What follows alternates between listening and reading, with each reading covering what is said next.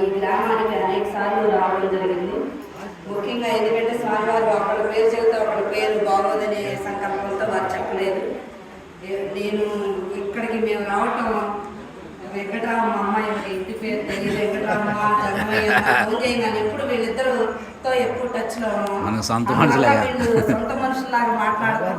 మన పెద్దమ్మ అనసూయమ్మ ఆ తల్లి మరి మొట్టమొదటిసారి వచ్చినప్పుడు వెంకటరామమ్మ అనసూయమ్మ గారు మరి ఆ భక్తులకు కూడా ఎంతో దగ్గరగా ఉండి మరి అంత పెద్ద వయసులో కూడా వర్షం పడ్డప్పుడు వచ్చి వారిని ఆహ్వానించడం జరిగింది. అమ్మాయి వెంకటరామ మొట్టమొదటిగా ఈ గ్రామం స్వామివారు వచ్చినప్పుడు గబగబా వచ్చి ఏ ఊరు ఏంటి అని చెప్పి గబగబా స్వామివారికి సహకరించడం జరిగింది. మిగతా గ్రామస్తులు అందరూ కూడా ఏ పనైనా ఒకరే ఆ దగ్గరగా ఉన్నవాళ్ళు చేయగలరు. అందరూ ఎందుకంటే సాధ్యపడదు, వేరు వేరు ఇళ్లలో ఉంటాం కాబట్టి మీరందరూ మీ పేర్లు తలవలేదు అనుకోవద్దు. దయచేసి భక్త మహాశయులకు, చెన్నాయపాలెం గ్రామ ప్రజలకు, ఈ దేవాలయాన్ని నిర్మించిన దాతలు, ట్రస్ట్ బోర్డుగా నిర్వహిస్తున్న వారు, గండికోటి వంశం వారు అన్నారు, మరి మిగతా వంశం వారి పేరు కూడా తెలియదు, సారీ ఏమనుకోవద్దు. మీరందరూ కూడా సుభిక్షంగా మీ గ్రామం ఎప్పుడు సుఖ సంతోషాలు ఆరోగ్యాలతో మరి ఇక్కడికి వచ్చిన మహిళామతలు అందరూ వారి యొక్క మొహాలు చూస్తుంటే ఎంతో కలగా ప్రవచనం వినే విధానం నాకు బాగా నచ్చింది. ఎందుకంటే మేము చుట్టుపక్కల ఎన్నో గ్రామాలు తిరుగుతూ ఉన్నప్పటికీ అనేక దేవతామూర్తుల మధ్య మరి మా స్వామివారు ఆ గానాన్ని చెప్పటం, ఈరోజు వచ్చిన ప్రవచనం చాలా ఏంది కాదమ్మా. వారి జీవితాన్ని ప్రణంగా పెట్టి వారు సాధించుకున్న విజయం అది. మరి ఆ భగవంతుడి కరుణతో వారి జీవితం ఇందులోనే పెట్టడం నిజంగా నాకు కొన్నిసార్లు ఆ చెప్పే మాటలకి చాలా బాధ అనిపిస్తుంది. ఎందుకంటే వారి యొక్క తపన, ఆ గ్రామం ఏ గ్రామం వెళ్ళినా మేము ఆ అన్ని గ్రామాలు మా సొంత గ్రామాల్లాగే అనిపిస్తుంది. మేము వెళ్ళినప్పుడు ఇప్పుడు వెంకటరామ జగమయ్య అన్న మీరందరిలాగా ఆ రిసీవింగ్ అందరూ కూడా మేము చెప్పకుండా వెళ్ళినా సరే అప్పటికప్పటికే అంతలోనే ఆ యొక్క మహాదేవుడు అనుగ్రహం ఏమో కానీ అందరూ ఎంతో ప్రేమతో ఆదరించటం. మేమేమీ కోరుకోం, ఏంటంటే మేము వచ్చినందుకు అందరూ బాగుంటుంది. చిన్న మాట అయినా వారి యొక్క కష్టాన్ని ఏ 100-200 మంది మైకుల ద్వారా విన్నవాళ్ళైనా సరే మన యొక్క చిత్తశుద్ధి, మన సంకల్పం, మన సత్యధర్మం మరి వారికి పాకి వారి ఒక కుటుంబంలోనైనా సరే ఒక చిన్న మొదటి. ఎందుకంటే ఈ శరీరానికి వచ్చిన వాసన మనకు తేలిక వదలదు. స్వామివారి జ్ఞానం అని వారు ఐస్థాయిని బోధించినప్పటికీ కూడా ఆ జ్ఞానాన్ని మనం అందుకోలేము. ఎందుకంటే జ్ఞానాన్ని అందుకోవాలంటే మన జీవితాన్ని దారిపోయాలి. అలా మనం మనోదేహం ధరించి ఎన్నో కర్మబంధాల్లో చిక్కుకొని ఉన్నాం. వీరి యొక్క జీవితాలు ఎందుకంటే కొడుకు, పిల్లలు, తమ్ముడు అనేక బంధాల్లో నుంచి మనం అంత తేలిగ్గా పరమాత్ముడు చెప్పింది సాధన ద్వారా మన జీవితాన్ని ఒత్తిడి నుంచి జయించడానికి. అంటే మనకు కష్టం వచ్చినప్పుడు ముఖ్యంగా నేను చెప్పేది ఏంటంటే, నేను కూడా ఈ మధ్య కొత్తగా చూడలేదు, తప్పులుంటే క్షమించి. ఎందుకంటే మనకు ఒత్తిడి వచ్చినప్పుడు ఒక మంచి వ్యక్తులకి ఫోన్ అయినా చేసి మాట్లాడండి, లేదా పక్కన మనకి మన ఆతృతాభావాన్ని ఎవరైతే మన బాధను వింటారో వాళ్ళ దగ్గరికి వెళ్ళి మీరు చెప్పండి. ఎందుకంటే ఇది నేను ఆచరిస్తాను. చాలాసార్లు నాకు మూడు ఏదన్నా మనసు అంటే మనం ఎంత జ్ఞానాన్ని మా స్వామివారు నాకు బోధించినా ఓ తల్లిగా, భార్యగా స్వామివారికి ఏదైనా ఆయన ఎంత మంచిగా చూసినా అనేక విధానాలు ఉంటాయి. ఎందుకంటే నాదే మీకు ఎందుకు ఉదాహరణ చెప్తున్నా అంటే కొంత ఇన్స్పిరేషన్గా ఉంటుందనే దానికోసం.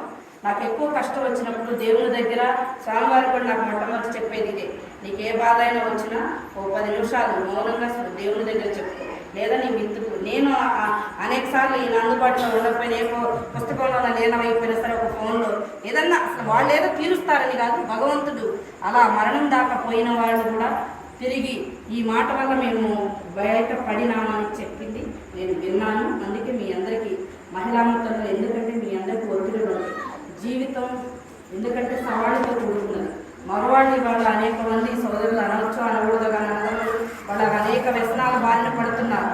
కానీ అది సమాజంలో మరి ఉన్న విధానాల వల్లే వారు కూడా అవటానికి. స్వతహాగా ఏ మనిషి చెడ్డగా అవ్వాలని అనుకోరు.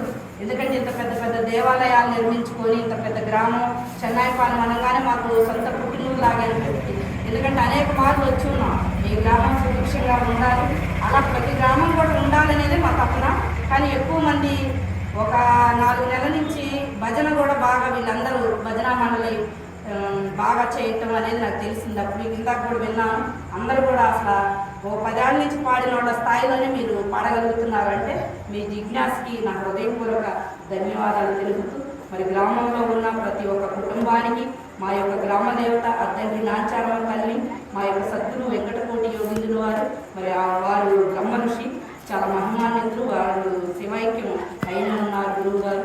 మరి ఆ గురువు గారి ఆశీస్సులు ఈ గ్రామంపై మెండుగా ఉండాలి. మా యొక్క గ్రామ దేవత మీ అందరికీ తెలిసిన తల్లే, ఆమె కరుణ కటాక్షాలు మీ అందరిపై ఉండాలి. సుభిక్షంగా ప్రతి కుటుంబం బాగుండాలి. ఒకరికొకరు ఐకమత్యంతో ఉండండి. ముఖ్యంగా ఏంటంటే పెద్దల పట్ల మంచి భావనతో ఉండండి. పెద్దలు కూడా మూఢత్వానికి దూరంగా ఉండాలి. ఎందుకంటే ఇవాళ అనేక మంది భర్తను కోల్పోయిన ఆడవాళ్ళకు కూడా మన వంతుగా సానుభూతి అంటే వాళ్ళని చూసి జారిపడాల్సిన పని లేదు. వాళ్ళు ఎదురొస్తే ఏదో మనకు చెడు జరిగిద్దనే భావన ఎవరి పట్ల ఉండొద్దనేది నేను ప్రతి గ్రామంలో ఈ విషయం చెప్పాలన్నది నా యొక్క సంకల్పం. ఎందుకంటే మేము వచ్చినప్పుడల్లా అలా జరిగినా కూడా మాకేం జరగల. అంటే మేము బాగున్నామంటే మీరందరూ బాగుంటారనే నమ్మకంతోనే ఆనాడు ఎందుకు ఆ మూఢాచారాలు వచ్చినాయో వాటన్నిటినీ వ్యతిరేకంగా కొద్దిగా పూజలోనైనా భర్తను కోల్పోయిన వాళ్ళు అన్ని విధాలుగా పాల్గొనవచ్చు. ఎందుకంటే మంచి హృదయం కావాలి, మంచి సంకల్ప భావం ఉండాలి, పరులను ప్రేమించే గుణం ఉండాలి, సత్యంతో బ్రతికే విధానం ఉన్న ఏ ఒక్కరైనా సరే దీనికి అర్హత కలిగిన వాళ్ళే. పూజలైనా సరే ఏదైనా చేసుకోవచ్చు. మీరందరూ ధైర్యంగా ఉండాలి. వీలైనంత ఎక్కువగా మరి భగవాన్ కూడా అన్నదమ్ములు ఈ కార్యక్రమాల వైపు మొగ్గు చూపాలి. ఎందుకంటే ముఖ్యంగా మగ మనిషి మారితే ఆ కుటుంబానికి విజయం ఉంటుందనేది నా ద్వారానే నేను చెప్తున్నాను. ఎందుకంటే మీ అందరూ కూడా వీలైనంత ఎక్కువగా అలవాట్లు ఉన్నప్పటికీ కూడా కొంచెం కొన్ని క్రమేపీ ఒకరోజు మార్చుకుంటూ తగ్గించుకుంటూ మీ యొక్క తల్లిదండ్రులు బిడ్డలు పెంచే విధానాన్ని కానీ మీ యొక్క జీవితం తండ్రి తాగొస్తే ఆ పిల్లగాడికి అలవాటు ఖచ్చితంగా వస్తుంది. చాలా కుటుంబాలు ఎక్కడో ఒక కుటుంబమే తప్ప తండ్రికి అలవాట్లు ఉన్నాయి, తల్లిదండ్రులు కొన్ని మొత్తం పిల్లలకి తప్పకుండా వస్తుంది. ఎందుకంటే ఎదిగే వయసు వాళ్ళది కౌమార వయసు అంటారు కదా, ఆ వయసులో ఏంటంటే తప్పకుండా ఆ ప్రభావం పడుతుంది. కాబట్టి వీలైనంత ఎక్కువ సమయాన్ని పిల్లలతో గడపటం కానీ, మనం వ్యవసాయదారులమైన ప్రేమకి డబ్బున్నోళ్ళు పేదోళ్ళు ఏం లేదు, అందరూ సమానత్వ భావనే. కాబట్టి పిల్లల్ని పెంచుకునే విధానంతో టైం ఇవ్వండి, వాళ్ళతో గడపండి. పిల్లలకి మంచి బోధన మీ వల్లే, మీరే తొలి గురువులు. మనం ఏ గురువుల దగ్గర తిరిగినా ఏ దేవుడి దగ్గరికి పోయినా తల్లిదండ్రులే ఈ దేహాన్ని మనకి ఇచ్చిన వారు. కాబట్టి ముందు వాళ్ళ వల్లే ఇది వస్తుంది. చిన్నతనం నుంచి అయినా నాకు వచ్చినాయి అయినా సాంగారు పైన మీ అందరిలో అయినా తల్లిదండ్రుల గుణాలే. కాబట్టి ఈ యొక్క దేవాలయాన్ని నడిపిస్తున్న ట్రస్ట్ సభ్యులు, ధర్మకర్తలు, గ్రామస్తులు అందరికీ, అన్నదమ్ములకి, అక్క చెల్లెళ్ళకి అందరికీ నా హృదయపూర్వక నమస్కారాలు. తప్పులు ఏదైనా చెప్తే మన్నించండి. మళ్ళీ ఈ గ్రామానికి రావాలి. మీ అందరి ప్రేమకు మేము సదా